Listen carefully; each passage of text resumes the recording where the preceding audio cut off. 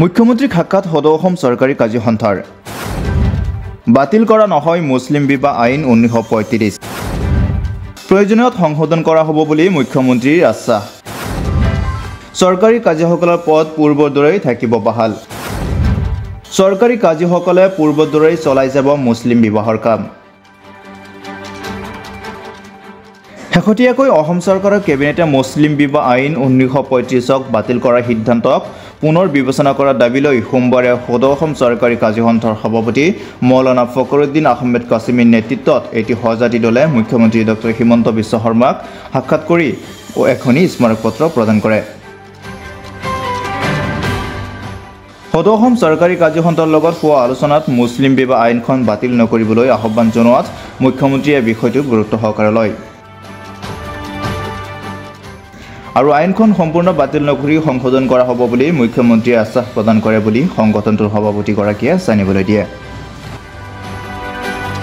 যোৱাকালি আমি আমাৰ অসমৰ মুখ্যমন্ত্ৰী মহোদয়ক আমাৰ চৰকাৰী কাৰ্য সন্থাৰ এটি সজাতি দলে তেখেতক আমি সাক্ষাৎ কৰোঁ আৰু এখন স্মাৰক পত্ৰও আমি তেখেতৰ ওচৰত দাখিল কৰোঁ স্মাৰক পত্ৰত আমি লিখিছোঁ যে আইনখন বাতিল নকৰি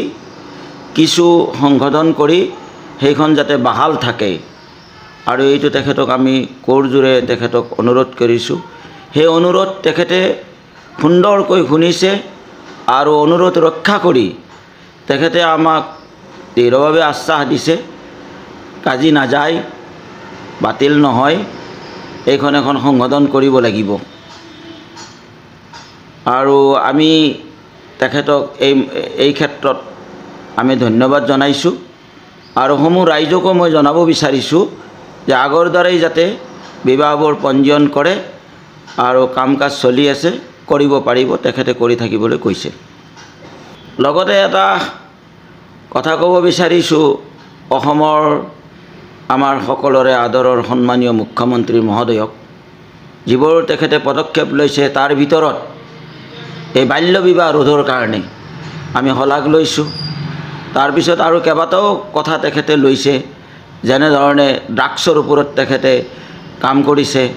এতিয়া সুদৰ ওপৰতো কৰিছে এইবোৰতো সম্পূৰ্ণ আমাৰ শৰীয়তৰ কথা সুদ খাব নালাগে ড্ৰাগছ খাব নালাগে এইবোৰতো আমাৰ কোৰানতেই আছে কিন্তু সেইবোৰ কথা তেখেতে আজি আনি সমাজত ৰোধ কৰিব বিচাৰিছে আমি অতি প্ৰশংসনীয় আৰু তেখেতৰ আমি কাজী এছ'চিয়েশ্যনৰ পৰা চৰকাৰী কাজী এছ'চিয়েশ্যনৰ পৰা মই তেখেতৰ বিশেষভাৱে ধন্যবাদ জনাইছোঁ উল্লেখ্য যে অসম চৰকাৰৰ কেবিনেটত আইনখন বাতিল কৰাৰ সিদ্ধান্ত গ্ৰহণ কৰাৰ পাছত সম্প্ৰতি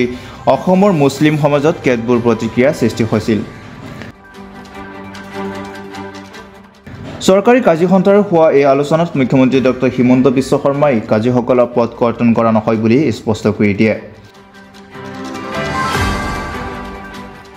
আৰু চৰকাৰী কাজীৰ কাৰ্যালয়ৰ সকলো কাম কাজ পূৰ্বৰ দৰে পৰিচালনা কৰি যাবলৈ নিৰ্দেশ দিয়ে লগতে চৰকাৰে বাল্যবিবাহ ড্ৰাগছ সুদখোৰসকলৰ বিৰুদ্ধে গ্ৰহণ কৰা কঠোৰ স্থিতিক আন্তৰিকতাৰে প্ৰশংসা কৰে সদৌ অসম চৰকাৰী কাৰ্য সন্থাৰ সভাপতি মৌলানা ফখৰুদ্দিন আহমেদ কাছিমিয়ে